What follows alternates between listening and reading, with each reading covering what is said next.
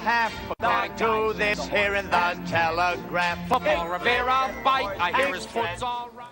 Hello racing fans, and welcome to another edition of Handicappers Corner, brought to you by the Derby Bar and Grill.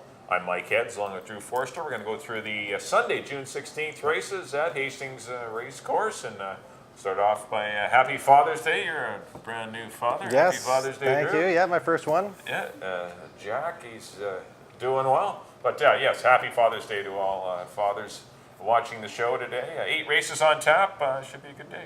Yeah, absolutely. They put together a good card for the Sunday. It's quite a good card. Lots of competitive races. Let's jump right into it. Our first race is a 2-year-old maiden special weight going the nursery course of 3.5. And I've gone to a girl in here. I've gone to the 5 Battling Brook out of the Troy Taylor barn. Kind of missed a break last time, had some excuses, but came back and worked really good. I watched a few of her works, and the horse who ran second that day, Deviance, she outworked pretty handily. Right. I think Battling Brook is kind of putting it together and could be very dangerous in here. The second spot, I put one of the Paddy Leany barn, Grove Trotter, a horse they paid a decent price for the sale, out of the mare Backseat Becca, who's produced a few runners. Horses are ready.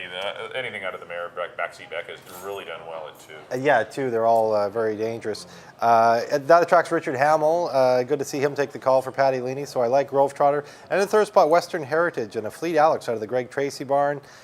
He looks like he's been working forwardly for this. Greg Tracy's 2-year-olds are always well meant, and Rico Walcott flies into rides, so they might have tipped their hand a little bit there. I got 5, 2, and 4. Yeah, I got the same 3 horses, Drew. I went to the 4, though, Western Heritage. As you mentioned, Rico Walcott in town. They don't race on Sundays in Edmonton, so the odd day you'll see Rico Walcott coming in to ride some Greg Tracy horses. Actually, he was here last Sunday as well.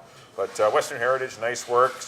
Son of a Fleet Alex, certainly an excellent pedigree here, and Greg's excellent at getting 2-year-olds ready, and he's an excellent conditioner. He preps his babies well, and they come out looking like professionals, and wouldn't be surprised to see this horse being pretty live.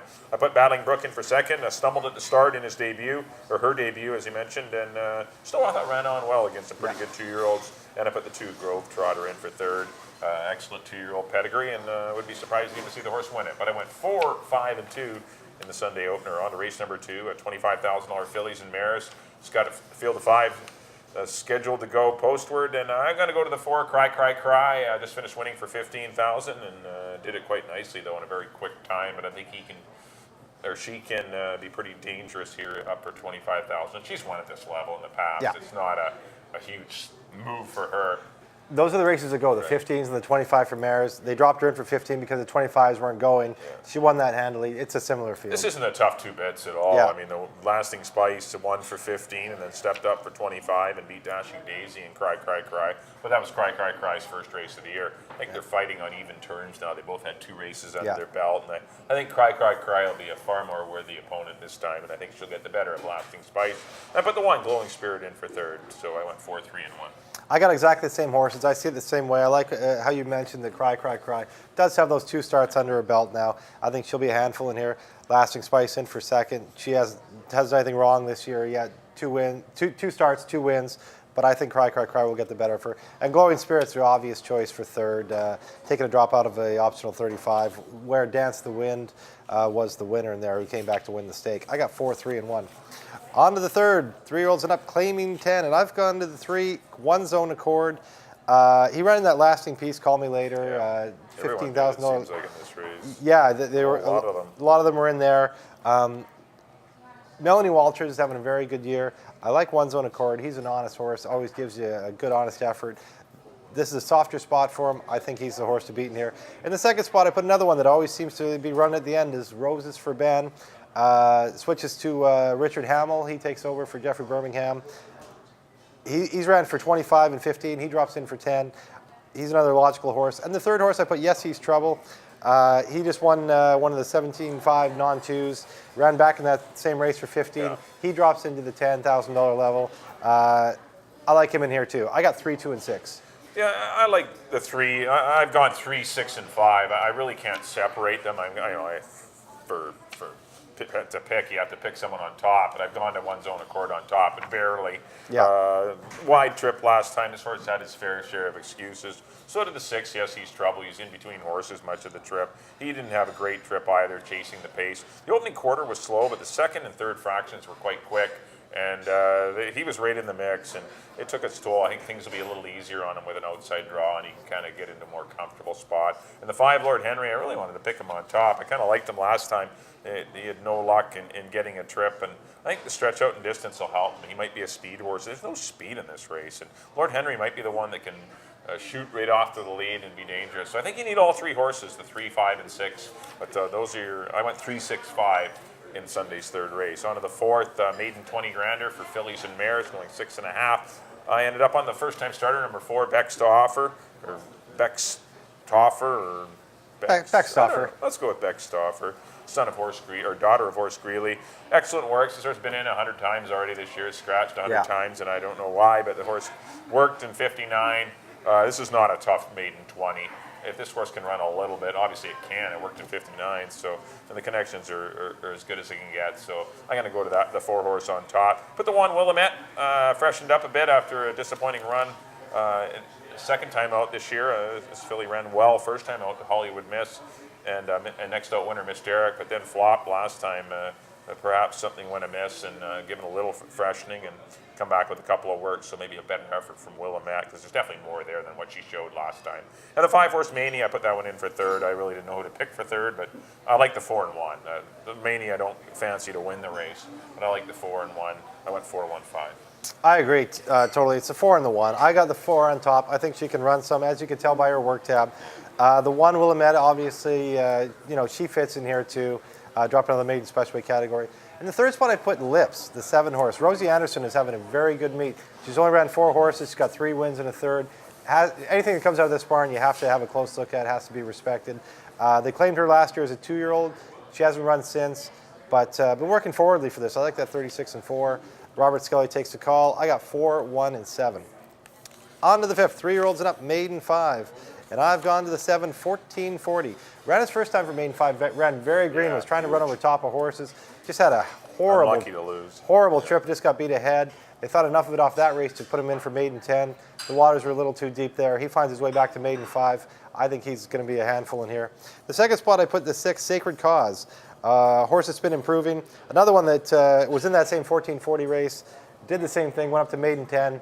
Back to maiden 5 for Craig McPherson. I think he'll be fairly tough in here. And the third spot, I put the 3, Pumpkin Moonshine. Got beat by pretty much 10 lengths by Where's Henry, a very well-meant Where's Henry. Pumpkin Moonshine also comes out of that race on opening day that had closing intentions in it. Closing intentions. When she dropped down to the maiden 5 level and won, that was for girls, obviously. Everybody she's run with seems to come back and win, right? Yeah, so live horse. Yeah, it was a live horse, live race. So I got Pumpkin Moonshine in the third spot. I went 7, 6, and 3. Yeah, I agree with the 7, 1440. Good debut run. Gets back into the level where he was pretty dangerous, and definitely in a race that doesn't feature a lot of. There's nothing too interesting in here. I don't see any big class droppers that are super live in here. So I think 1440 is your horse. I put the 3 horse Pumpkin Moonshine in for second. I had to chase those crazy fractions that Where's Henry is running down. 22 flat, 44 and 4. So this horse is going 22 and 1, 45 and 2. And, got weary, which he should have. And I won't need to do that today to get the lead, I don't think. But there is some speed in here. And I put the 5 horse on Big Trouble in for third. A distant second. This horse, somebody had to run second last time, just beating Contact Man. But still, there could be some pace in here, and this horse could come catching a few of them late. So I went 7, 3, and 5. On to the 6th race. Started your late pick 3, $7,500 fillies and mares going a mile on the 16th. And I've gone to the 9 horse Hillingdon. I think this horse is going to benefit from a pretty lively pace. Just won at the 4,000 level last time, going this distance, and won in a good time. And I think she can rebound. There's no mare in here that's really, honor game and going great guns. So I think she can handle the step up, back up to 7,500. She was actually third behind LC Evero and Dream in the Dark sprinting. So why can't she be competitive with them again going long? I think she can. So I like Hillingdon. To defeat the 1 Random Heights, who resurfaces back in Vancouver after a campaign at Golden Gate. I don't think she liked the Golden Gate Tapeta surface at all. she gets back on the surface that I think she's done her best running. Pretty consistent mare last year, 4 wins, 4 runner-up efforts and 2/3 from 12 trips to the post at Hastings. Yeah. So this is her track. I mean, this is her home base. She does her best running here, and I think she'll improve. And I put the 7-horse Dream in the, or the 8-horse, pardon me, Dream in the Dark. I think I put 7 on my picks though, but I do like, it's the 8 Dream in the Dark that I do like. I went 9, 1, and 8 Dream in the Dark on the stretch up, but I do like the 9 Hillingdon. I went with the 7 Danny's Chant. She's been running for much higher. Then came back and ran in a 7,500, ran into the very hot Hidden Harbor, who ran away and hid that day, and she was the best of the rest. Just couldn't keep up to Hidden Harbor. But I think she's going to be tough in here. I don't mind the stretch out. Frank Fuentes having a very strong year. The second spot I put Notice Her. I liked her last time. She just kind of ran an even race. I think she probably needed the race. I think now she doesn't mind going long, and like I said, I just think she needed the race. She hadn't run for a while. She hadn't run for about 2 months. Now coming back off that one, I think that she'll improve. And I like where she can sit in a race too. She's pretty versatile. I like kind of a stock and pounce kind of style. And in third spot, I put the 9 Hillingdon. As you mentioned, this is a filly that's a pretty tough little filly, and she can start to string wins together. And that win at the non-winners of the year for 4 could vault her into better things because she got a win, and it's amazing fillies when they get winning one, they'll win a couple in a row. Exactly. When they'll lose a few in a row. It's the way they are. Yeah, when they get some confidence, they can be dangerous. So I went 7, 5, and 9. On to the 7th, 3-year-olds and up allowance, non-winners. This is like a non-winners of a stake, basically, in 2013. Very competitive field. I've went to the 7 Devil in Disguise. Devil in Disguise was entered in the stake race last Sunday, and he had a bit of an accident in his stall where he cut himself. It was in his mouth. There was quite a bit of bleeding. Nothing overly serious, but they obviously didn't want to run him that day. So they scratched, and then this race comes up, and he looks like a bear in here. Obviously, he's been running in stakes, but a very tough horse. He's a very nice horse, and I think, I don't know if any of these can quite match him. The second spot I put Stormy Canuck. Just ran once this year for 25. It was a live 25 race, and he ran very good to win it. I don't mind him in here. And in the third spot, I put the other Troy Taylor runner, Liberty Cap, who had a very troubled trip in Emerald last time, got stopped bad. Yeah. He gets in light with Apprentice Marlowe done. I got 7, 6, and 3, but I really like the 7 Devil in Disguise. Yeah, definitely your best horse in the race. I've gone to the 2 Troy Taylor runners as well. Devil in Disguise over Liberty Cap. Devil in Disguise, I think, is the better of the 2. Herbie D, Shrug, and Senior, those are nice horses he's running. Yeah. This is a big class relief for Devil in Disguise to get into this allowance spot. And, perfectly drawn on the outside. This horse has good gate speed. Should probably track the Gov, and it's probably the Gov and Stratify that might set the pace. Yeah. And Devil in Disguise should get a perfect trip. I like this horse a lot. Liberty Cap for second, and I put the 5, the Gov. I don't mind him. He's a pretty cool horse. I know he run better races on turf down there, but he's run good races on the dirt as well, and he worked brilliantly for this race in 112 flat, his final prep, so I'm going to give this horse a shot. Richard Hamill rides too. That's a big plus. So it's 7, 3, and 5 in the feature event on Sunday. On to the 8th and final on the Father's Day program. Non-winners of 3 $4,000 claimers going a mile and a 16th. Ended up on the 7-horse Rays Reno. Not a lot of speed in here. I'm going to say this horse gets to the lead and can go long. This horse has been pretty game in his races. I like that run when he defeated Sir Ronrico 2 starts back. He was pretty game throughout and drawing away at the end. He wasn't like a horse that was just, once he hit the finish line, he was done. Yeah. I mean, this horse, there's more there. And he had a wide journey last time and still boxed on hard and got second ahead of next out winner Dillwyn. I think there's lots to like about Rays Reno, and the big thing is there's no speed. So I think Rays Reno gets the lead. He's going to be awfully tough to beat. Put the 4-horse Free the Blues in for second. He's been pretty consistent. 3 on-the-board performances this year with a win in 2 seconds. First time going long this year, though, for Free the Blues, but I think that won't hurt him at all. And I put the 9, Count Green, another one stretched out last time. Had a wide trip, though. Gets Scott Williams. I think probably stronger riders needed on Count Green. This horse, big, strong, kind of a gangly horse that needs guidance. Yeah. You need to ride him. He doesn't give you anything willingly, so I'm going to put him for third with a more experienced rider. I'm with 7, 4, and 9. I got the same horses, but I went with the 9 on top. I like Count Green going long. Yeah. He's won 2 races in his career. They were both going long. Rays Reno, as you mentioned, I don't think the distance will hurt him either. And I have Free the Blues in the third spot. she's a filly running against the boys, but they obviously want to run her long, and this is the spot that came up where she does fit the conditions.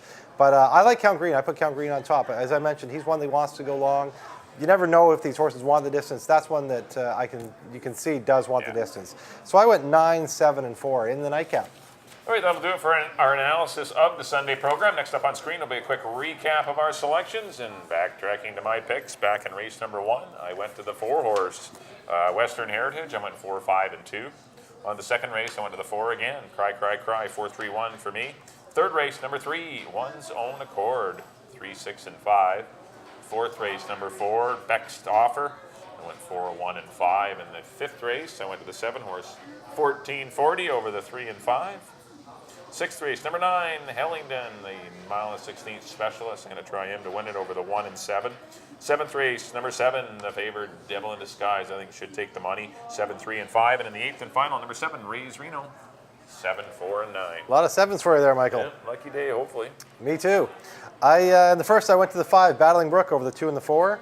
In the second, I went to the 4, Cry, Cry, Cry over the 3 and the 1. In the third, I went to the 3, One's Own Accord over the 2 and the 6. In the fourth, I went to the 4, Beckstoff over the 1 and the 7. In the fifth, I went to the 7, 1440 over the 6 and the 3. In the sixth, I went to the 7, Danny's Chant over the 5 and the 9. In the seventh, I went to the 7, Devil in Disguise over the 6 and the 3. And then I kept the 8th, I went to the 9, Count Green over the 7 and the 4. Well, once again, happy Father's Day to all the fathers in the crowd. And once again, if you're not heading out to the track, head out here to the Derby Bar and Grill. There's great Father's Day breakfast buffet. Of course, you can get some great food, great racing, and should have a lot of fun right here at the Derby Bar and Grill. Well, hopefully we've given you some good insight for the Sunday program. We wish you lots of luck in your wagers. On behalf of Drew, thanks everyone for tuning in to Handicappers Corner, and we'll see you next week.